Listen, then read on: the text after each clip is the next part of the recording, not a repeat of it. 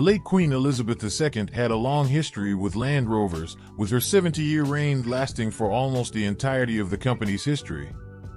The royal family and Land Rover have had a long and fruitful partnership, with the monarch and family kept in Rovers since King George VI was given the 100th 80-inch Series I in 1948.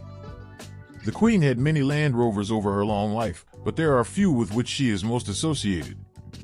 Her earliest major association was with her Royal Review vehicles for her 1953-54 Commonwealth Tour, an event at the beginning of her 70-year reign, when the Land Rover was just 5 years old. 8 vehicles were built, and some dispersed to corners of the world on the Royal Tour. With the Land Rover Company now firmly established in the marketplace, the royal family was kept in new models, sometimes through generous finance deals or as a sort of gift from the company to help boost its public image. This continues to today. Even in the Queen's final moments, it was a fleet of Range Rovers that took incoming royal family members from Aberdeen Airport to Balmoral Castle to say goodbye to her, with a new Defender 110 at the rear carrying the luggage. The first major public appearance of a new 5th-generation Range Rover was a St. Patrick's Day appearance this year by Prince William and Princess Catherine. The Queen, and now King Charles III, usually uses a custom-built Bentley limousine, but everyone else frequently uses some form of Land Rover product. Because of this, there are many Land Rovers that show up with the royals in photos, but there are a select few that are tied particularly to them, and especially the Queen.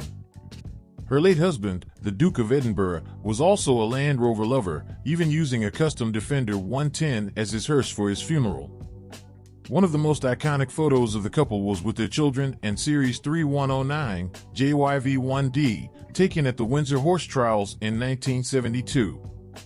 The vehicle is still in service, taking William and Catherine to a movie in Scotland in 2021 and appearing in the Queen's 70th Jubilee Parade in June.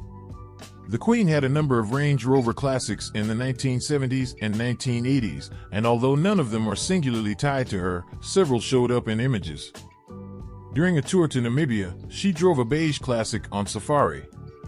Queen Elizabeth II and her Range Rover classics. Through the 1990s and 2000s, the Queen's most famous Solihull-built ride was her custom-built Defender 110, plated a 444 RYV. There are hundreds of photos of her driving it around her estates. The vehicle had a few touches just for her, including handles on the pillars to make it easier for Her Majesty to get in. It's also been rumored that this Defender was built to a greater standard of sealing and weatherproofing than other Defenders. In her final years, the Queen generally eschewed her Defenders and went for the comfort of her Range Rover. Despite the constant stream of up-to-date Land Rover products streaming into the royal palaces, she fell for one in particular, a late 2000s third-generation Range Rover L322 with her iconic Labrador Retriever with pheasant and mouth hood ornament bolted to the leading edge of the bonnet. Even in 2022, she was seen driving an Epsom green example around the grounds at Sandringham House in England. It was in this range that she also made perhaps her most iconic Land Rover image for a certain generation, the Queen Thug Life photo that launched 1,000 memes, a telephoto image of the short monarch in a headscarf piloting the big SUV, peering over the steering wheel. With the Queen's passing, only one of Land Rover's original 4 royal warrants remains somewhat valid, that of King Charles III issued when he was Prince of Wales. Warrants expire 2 years after their issuer passes. Until 2002, they held royal warrants for the Queen, the Duke of Edinburgh, the Prince of Wales, and the Queen Mother, one of only 8 British companies to hold all 4.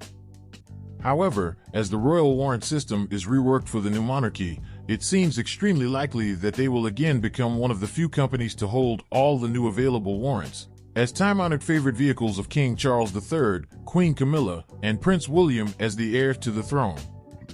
The new generation of royals will almost certainly continue the Land Rover connection, and with the new king's love of the environment and alternatively fueled vehicles, expect to see the latest hybrid and electric models make up more and more a part of His Majesty's fleet.